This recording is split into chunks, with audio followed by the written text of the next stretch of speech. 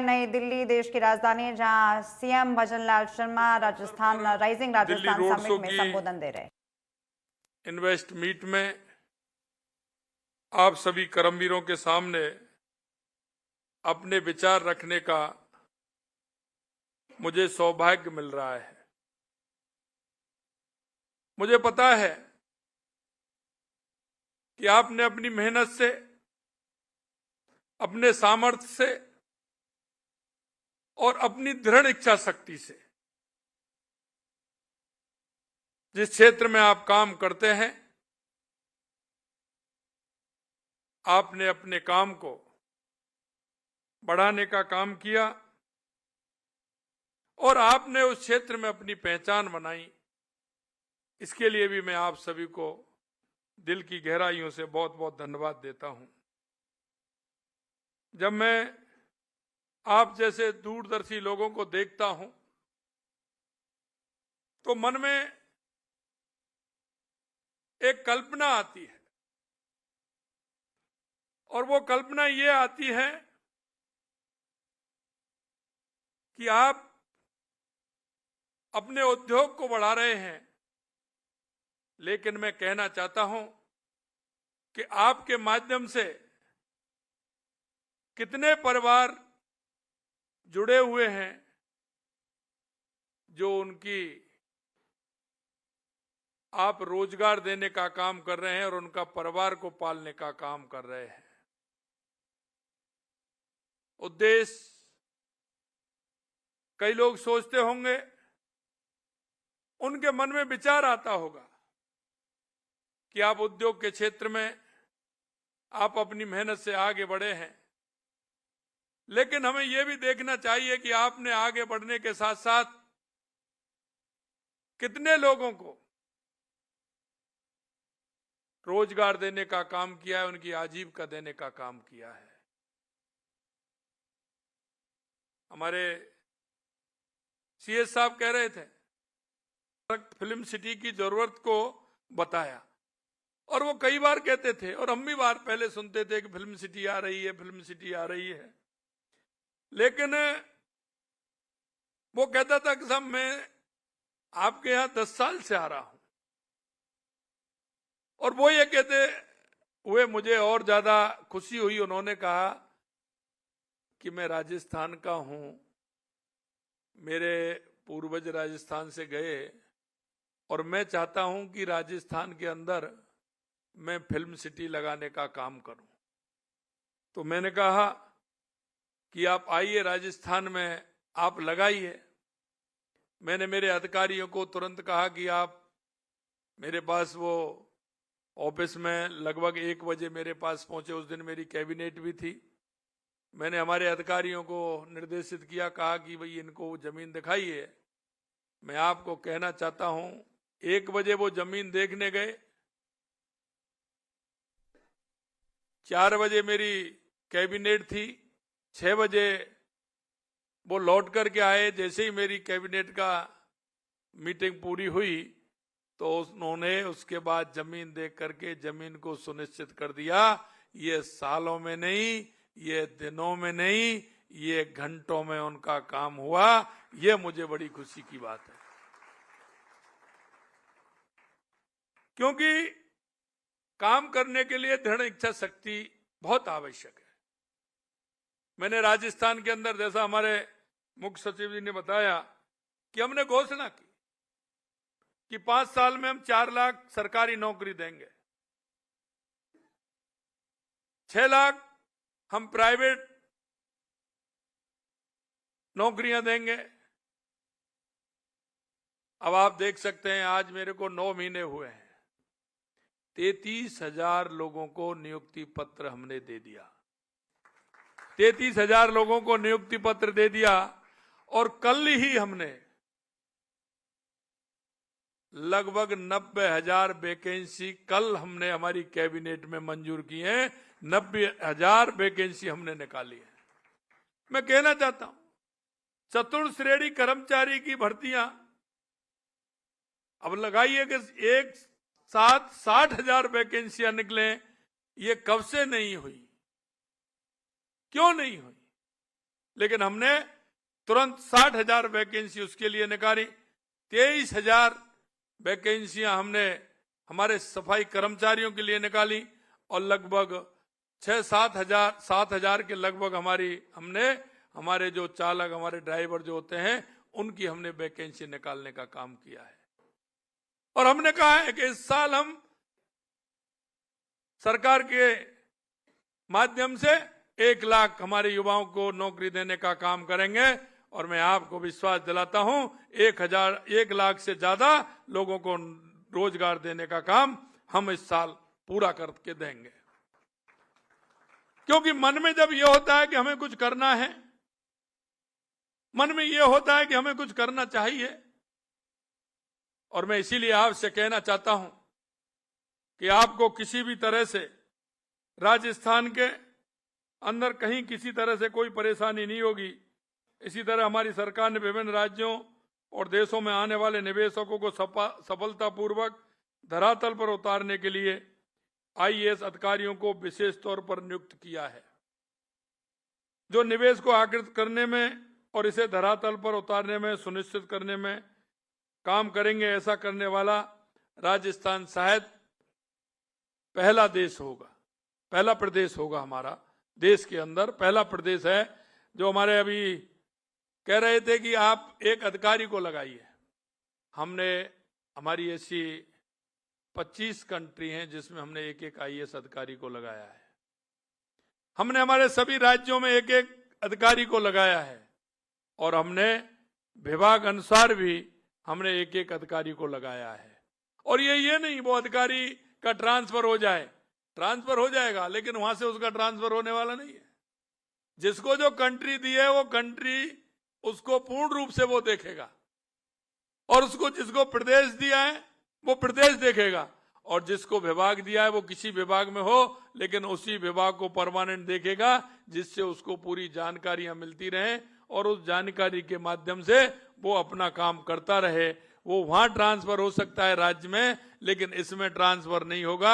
ये भी हमने उनके लिए किया है। आज का राजस्थान उद्योग के लिए उभरता केंद्र बन रहा है। हमने प्रक्रियाओं को सरल और निवेशक केंद्रित दृष्टिकोण अपनाकर व्यापारिक माहौल को अनुकूल बनाया है। निवेशकों को सुविधा देना हमारी प्राथमिकता है। पहले ऐसे दिन भी थे जब निवेशकों के सपने सरकारी फाइलों में उलझकर दम तोड़ देते थे, लेकिन हम आपको विश्वास दिलाते हैं और आपके सामने भी आया है कि हमने 1 महीने पहले मुंबई में जो MOU किए थे, हमने इस कैबिनेट में उनको भी पास कर दिया और उसमें उनको जमीन आवंटित करने का हमने काम कर दिया। इसीलिए मैं कहता हूं, लेकिन आज हम नकारात्मकता से परे सहयोग, सकारात्मक और दूरदर्शिता के साथ एक नए कल के सपने बुन रहे हैं। हमारी सरकार ने साहसिक कदम उठाकर नए अवसर पैदा किए। हमें गर्व है कि हम हमारे देश के यशस्वी प्रधानमंत्री नरेंद्र मोदी जी की दूरदृष्टि, नेतृत्व एवं बहुआयामी दृष्टिकोण के साथ हम आगे बढ़ रहे हैं। राज्य और केंद्र सरकार के बेहतर तालमेल के साथ व्यापक दिशा में हम काम कर रहे हैं। हम एक जिला एक उत्पादन नीति लागू करने जा रहे हैं, 1 डिस्ट्रिक्ट 1 प्रोडक्ट, क्योंकि राजस्थान में अपार संभावना है। राजस्थान के आप एक जिले को देखेंगे, उसकी पहचान अलग है। अगर मैं एक जिले की बात कहूं तो आपको खान में, पीन में, वहां का, अगर आप हमारे जैसलमेर कह रहे हैं, जैसलमेर हमारा सोलर का ही नहीं है, धीरे धीरे हमारा खरजूर का भी बड़ा उत्पादन का केंद्र हमारा जैसलमेर बन रहा है। बाड़मेर बालोतरा हमारा अनार के लिए आगे आ रहा है। गंगानगर हनुमानगढ़ आपने देखा होगा किन्नू के लिए आगे आ रहा है। अगर आप देखेंगे हमारा डूंगरपुर बांसवाड़ा, वो सीताफल में बहुत आगे बढ़ रहा है। सीताफल में ही नहीं, वहां का जो हमारा जंगल है, वहां के जो फूल हैं, उन फूलों से गुलाब बन रहा है, और ये गुलाब किसी तरह से उसमें एलर्जी पैदा करती है, लेकिन वो गुलाब फूलों का ऐसा होता है। और हमने उनसे कहा है कि जितना फूलों से वो गुलाल बनाएंगे, वो गुलाल को हमारी सरकार पूरी तरह से उनको खरीदेगी, क्योंकि वो आदिवासी क्षेत्र है। वो मेहनत करके वहां के महिलाएं, वहां के युवा लेकर के आते हैं। हम क्यों ना हम उस गुलाल को पूरी तरह से खरीद करके हम उसका मार्केटिंग भी करें और आगे देश में भी भेजें और आगे दूसरी कंट्रियों में भी उसको भेजें। तो इसके लिए भी हम काम कर रहे हैं। मैं आपसे कहना चाहता हूं, हम इस वन डिस्ट्रिक्ट वन प्रोडक्ट के माध्यम से भी हमारा कई जगह अलग अलग पहचान, अलग अलग हमारा काम है, उसको भी हम आगे बढ़ाने का काम करेंगे, जिससे हमारा राजस्थान समृद्ध हो। प्रदेश में नए निवेश को प्रोत्साहन देने के लिए सामाजिक आर्थिक विकास को बढ़ावा देने, साथ साथ रोजगार के अधिक से अधिक अवसरों को सृजन करने के उद्देश्य से हाल ही में हमने कैबिनेट की बैठक में राजस्थान निवेश प्रोत्साहन 2024 जैसा बताया, रिप्स 2024 को मंजूरी प्रदान की है। रिप्स 2024 में एमएसएमई सेक्टर से लेकर के नए उभरते हुए क्षेत्रों में निवेश को आकर्षित करने के लिए जरूरी प्रावधान किए गए हैं। साथ ही ग्रीन ग्रोथ, निर्यात संवर्धन और क्षमता विकास जैसी प्रदेश के प्राथमिकताओं को भी ध्यान में रखा गया है। हमारी सरकार ने अगले 5 वर्षों में राजस्थान की अर्थव्यवस्था को 180 बिलियन डॉलर से बढ़ाकर 350 बिलियन डॉलर करने का लक्ष्य रखा है, जो साहसिक और संभव है। ये काम ऐसा है कि इसको हम सभी अगर इसमें लगेंगे तो निश्चित रूप से जो हमने सोचा है वो होकर के ही रहेगा। मुंबई में हुए निवेश शिखर सम्मेलन में, जैसा मैंने बताया, 4.5 लाख करोड़ रुपए से अधिक के समझौते पर हस्ताक्षर किए हैं। उनमें अक्षय ऊर्जा, cement, auto components, battery storage जैसे क्षेत्र में शामिल हैं। इनमें राजस्थान में लगभग 7 लाख रोजगार के अवसर सृजित होंगे। हमने जापान, दक्षिण कोरिया, यूएई, कतर जैसी वैश्विक साझेदारियों के साथ सक्रिय रूप से निवेश को बढ़ावा दिया गया है। यही नहीं, जापान की एक कंपनी हमारे पास, उससे मिलना हुआ। पहले वो जयपुर भी आए, फिर मैं जापान हम गए तो जापान भी मिले। उन प्रमुख जापानी कंपनियों ने राजस्थान में निवेश करने के साथ साथ 15,000 युवाओं को रोजगार देने की भी प्रतिबद्धता उन्होंने जताई। उन्होंने कहा कि हम 5 साल में राजस्थान से लगभग 15,000 ऐसे युवा जिनको हमें आवश्यकता है, नर्सिंग के क्षेत्र में, अन्य विभिन्न क्षेत्रों में, इलेक्ट्रॉनिक्स के क्षेत्र में, कटर पिटर उस क्षेत्र में, कई क्षेत्रों में उन्होंने बताया है। उसके लिए जब हम जापान गए तो हमें कई चीज़ों का महसूस भी हुआ, क्योंकि वो ट्रांसलेशन वाले हम लेकर के गए। लेकिन हमने सोचा क्यों ना हम कोई ऐसा काम करें जिससे कि हमारे प्रदेश के लोग वहाँ जाएं और जाने में उनको किसी तरह की परेशानी नहीं हो। तो हमने निर्णय लिया है कि विदेशी भाषाओं की शिक्षा के लिए एक नया कॉलेज खोलने का काम भी हम राजस्थान में करेंगे, जिससे कि वहाँ के हर कंट्री की भाषा सीख करके वहाँ उनको सुविधा मिल सके और वहाँ ठीक प्रकार से वहाँ जा करके काम कर सकें। तो ये भी हमने निर्णय लिया है और इसका लाभ हमारे युवाओं को ज़्यादा से ज़्यादा मिले, तो हम इसे भी करने जा रहे हैं। राजस्थान में उद्योग के लिए निवेश की संभावनाएं प्रचुर हैं। हम नई औद्योगिक नीतियों के तहत औद्योगिक भूमि अधिग्रहण और विकास को सरल बना रहे हैं। खनन में भी नई नीति लागू की जा रही है। इसके साथ ही हमने कृषि प्रसंस्करण में डाटा केंद्रों, पर्यटन के लिए नई नीतियां बनाई हैं। राजस्थान सरकार ने 53,000 किलोमीटर की सड़कें बनाना और 2,750 किलोमीटर के ग्रीन फील्ड एक्सप्रेस विकसित करने का संकल्प ले लिया है।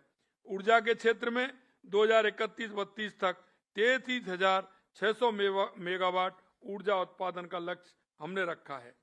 आप सभी को मैं निवेश के लिए, राजस्थान में निवेश के लिए आमंत्रित करता हूं, जहां हमारी नीतियां और संसाधन आपके व्यापार को बढ़ावा देने के लिए तैयार हैं। राजस्थान की समृद्धि और विकास में आप अमूल भागीदारी बना सकते हैं। राइजिंग राजस्थान समिट 9, 10, 11 दिसंबर को जयपुर में आयोजित हो रहा है। मैं आप से आग्रह करता हूं कि इस समिट में भाग लेकर आप हमारे और अपने सपनों को साकार करने में सहयोग दें। मरुभूमि के प्रतिनिधि होने के रूप में एक बार मैं पुनः आप सभी को आमंत्रित करता हूं, और वो आमंत्रित मैं आपको इसलिए करना चाहता हूं। राजस्थान एक ऐसा प्रदेश है जिसमें अपार संभावना है। किसी भी क्षेत्र में देख लीजिए, चाहे वो मिनरल का क्षेत्र हो, चाहे वो पर्यटन का क्षेत्र हो, चाहे वो कृषि का क्षेत्र हो, ऑटोमोबाइल का क्षेत्र हो। और मैं कहता हूं कि लोग कहते हैं कि राजस्थान कई बातों में, क्योंकि सूर्य की भी कृपा है, ये भी आप सभी जानते हैं, प्रचुर मात्रा में हमारे पास भूमि है। पहले कहते थे लोग कि राजस्थान में पानी की कमी है, लेकिन मैं बताना चाहता हूं अब की बार राजस्थान में जितने बांध थे वो पूरे के पूरे भरे हुए हैं। राजस्थान में पानी की किसी भी तरह से कोई कमी नहीं है, क्योंकि जब व्यक्ति की दृढ़ इच्छा शक्ति मजबूत होती है, काम करने वाली टीम होती है, तो ऊपर वाला भी उसकी मदद करता है। और मैं इसलिए कहना चाहता हूं, राजस्थान के अंदर हमारे पानी के क्षेत्र में भी हमने 8 महीने 9 महीने में बहुत बड़ा काम किया है। हमारी ERCP की योजना राजस्थान के पूर्वी राजस्थान से लेकर के हमारे लगभग 13 जिलों में हमारा उस ERCP का पानी जाएगा। किसान को भी पानी मिलेगा, उद्योग को भी पानी मिलेगा, हमारे पर्यटन का विकास भी होगा। हमारे शेखावाटी का क्षेत्र, सीकर, चूरू, झुंझुनू के लिए हमारा यमुना समझौता, हमारे उस क्षेत्र में पानी आएगा तो वो ही क्षेत्र हमारा आगे बढ़ेगा, क्योंकि वो हमारी वहां की जमीन, वहां की हमारी पुरातन संस्कृति। और सबसे बड़ी बात यह है कि राजस्थान वीर भूमि है, महाराणा प्रताप की धरती है, महाराजा सूरजमल की धरती है, पृथ्वीराज चौहान की धरती है, और यह भक्ति की भी धरती है, ये मीराबाई की धरती है, ये त्याग की मूर्ति पन्नाधाय की भी धरती है, और यह पर्यावरण की रक्षा करने वाली, जो अपने आप को पर्यावरण के लिए समर्पित कर दे, ऐसी हमारी मां अमृता देवी की भी धरती है। इसलिए मैं कहना चाहता हूं, हमारी देवी माएँ कितनी है हमारे, अगर आप देखेंगे खाटू श्याम जी से लेकर के, सालासर जी से लेकर के, शाकंभरी माता से लेकर के, करणी माता से लेकर के, त्रिपुरा सुंदरी माता जी से लेकर के, कैला देवी माता जी से लेकर के, मेहंदीपुर बालाजी से लेकर के, श्रीनाथ जी से लेकर के, सावरिया सेठ से लेकर के, हमारी प्रचुर मात्रा में हमारी शक्ति और भक्ति की धरती में बहुत बड़ा काम करने का अवसर आप सभी को मिल रहा है। मैं आपसे इतना ही कहना चाहता हूं कि उन संभावनाओं को, और आपका भी मन है, मैं एक बात और कहता हूं कि राजस्थान में आप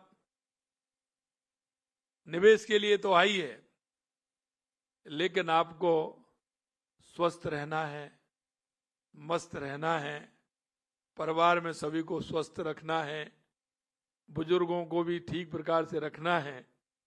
तो वहाँ की आब हवा, वहाँ का पर्यावरण आप देख सकते हैं कि राजस्थान के अंदर बिल्कुल शुद्ध वायु, शुद्ध वातावरण, और श्री अन्न अगर सबसे ज्यादा पैदा होता है तो वो राजस्थान की मिट्टी से होता है।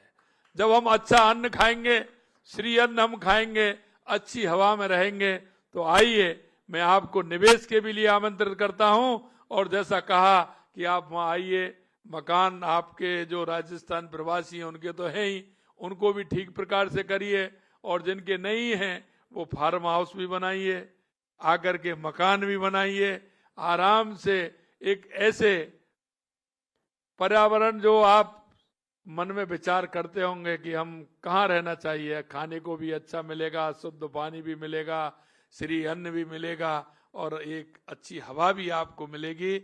आप सभी को मैं दिल की गहराइयों से आमंत्रित करता हूं, राजस्थान आपका है, अग्रणी राजस्थान बने, पधारो हमारे देश। आप सभी इतनी बड़ी संख्या में आए हैं, और आज एक बार मैं उन सभी को भी धन्यवाद देना चाहता हूं जिन्होंने आज जो ये मुकिए हैं, मैं उनको भी धन्यवाद देना चाहता हूं कि इतनी बड़ी संख्या में उन्होंने MOU आज किए हैं। आप सभी को बहुत बहुत